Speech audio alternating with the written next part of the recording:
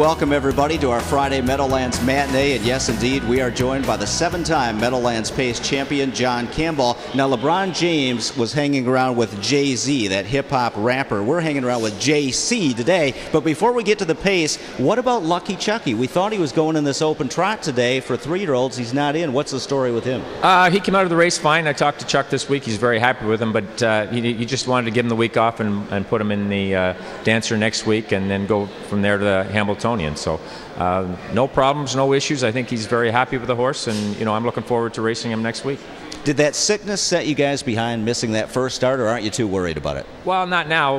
There's no sense being worried about it. It's over now. But he was only just spiked a fever for a day. It wasn't like he had a virus that hung on or anything like that. It was just a one-day thing and took him out of that race. Certainly we wanted to race him that week and have a prep before the historic, but it just didn't work out. But, he's still on schedule, and I think he's going to be tight enough. Well, let's talk Meadowlands Pace. 3 eliminations on Saturday. The 4th race, the first elim is loaded for bear. You've got Rock and Roll Heaven. Here he is in the North America Cup. You picked up the drive when Dubé got hurt. I know Tetrick won the elimination with him, but you were on in the final. Second over trip, I thought you were a stone-cold winner. Did he just not fire, or was Sports Writer just too good? Well, Sports Writer was very good, no question about that. But I thought going into the last turn I was a winner, and coming out of the last turn I was just looking to get a check. He went from feeling so good to just not having the type of pace that I expected. And, in retrospect, we were lucky to be 4th because we were, not going strong at the wire. But Bruce, he addressed the problem, and he's trained back good. He's come out of it, shipped back well, and I think he'll race very well tomorrow night. Well, here's the field for the first elimination, and this is just loaded for bear. A very good colt is probably going to not make the final in this one. One more laugh. I thought he had a lot of pace in the Cup, but was locked in. If he had some room, he would have been closer. He's one you've got to fear, right? Oh, certainly. He's one of them. It's definitely a tough division, and as you said, there's somebody going to be disappointed after this is over. But you have to race them all sometimes. So it's going to be a tough division. It's going to be a hard race no matter how you look at it. But that's what the Meadowlands Pace is all about. And Rock and Roll Heaven, I'm sure you're going to go forward off the gate. There's horses you don't want to be behind there, and up close to the front in the elims is the way to go. Well, it usually is. I mean, it's very difficult, to come off the pace. If you look at the 3-year-olds last week, they were down there at 119, and the horses that were first and second finished first and second. So, but everybody knows that. So they're going to be down there on time, I expect. Well, the 5th race, second elimination, you had a choice between Tobago K's and Razzle Dazzle. You went with Razzle Dazzle. Here he is winning last Saturday, and this is a nice colt, but this is a huge jump up in class from the non-winners of 2 to the Meadowlands Pace elims. Yeah, it certainly is a jump up in class, but he's a colt with some talent. He's fairly fresh. A little trouble getting him away from the gate last week. He's just been a little fussy at the gate the last couple of times, but we made some equipment changes on him, and with the rail, he's going to have to be at his best to get out of the gate on time, because you can't give away that kind of lengths at the gate with this group that he could the last group. And the big horse to watch in the second elim, which is probably perhaps the easiest of the 3 on paper, is Rock and Image, who ripped through that 48 and 3 mile. And you had a lot to do with that, because you got parked out with that Joe Paz Fod horse and pressed on. Half was hot, wasn't it? Yeah, it was. I was parked at the quarter, and then I got covered up, Brian, with Nova Artist, and then Rock and Image came hard, and that's the race I alluded to. They were down there 119 and 3, but the ones finishing first and second ended up that way. It's just it's difficult to close. The horses can go so fast and carry through their speed so much anymore. They just they're hard to gain on through the lane. And ironically, Rocket Image was your drive. You drove him last year at 2, and we're driving him earlier this year. When you got on Rock and Roll Heaven, I think that's when Jimmy switched to Gingras, right? Yeah, Jimmy wanted a commitment through the Meadowlands Pace, and I just couldn't give it to him at that time. But he's had a throat operation before his last qualifier, and he's had a breathing issue, and if this horse can breathe, obviously he can really go. A lot of talent. Looked good last year at 2. Strong horse, too, that wants to do it. Third elimination, Sports Writer. There were lots of questions about him before the Cup. He controlled the lead, responded well when challenged. This horse is on top of his game right now, isn't he? I think he's a horse that's likely going to build off of that last race.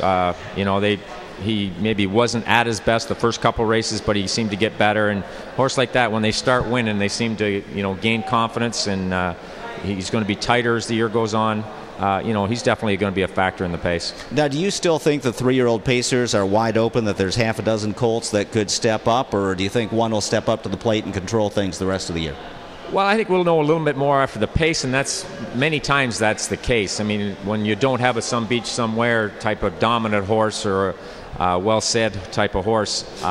This is often the case, but after the Meadowlands Pace, there'll be one, two, or three that they're going to get the bulk of the money for the rest of the year. But I think going into this race, I think there's 6 or 7 colts that could be a group of that 1, 2, or 3. Well, we're looking forward to the limbs on Saturday. Of course, Meadowlands Pace Night a week from Saturday. Let's take a quick run through your drives today, John. In the first race, you're on the rail horse Perfect Hope. Second time Lasix, your choice over the 6 horse.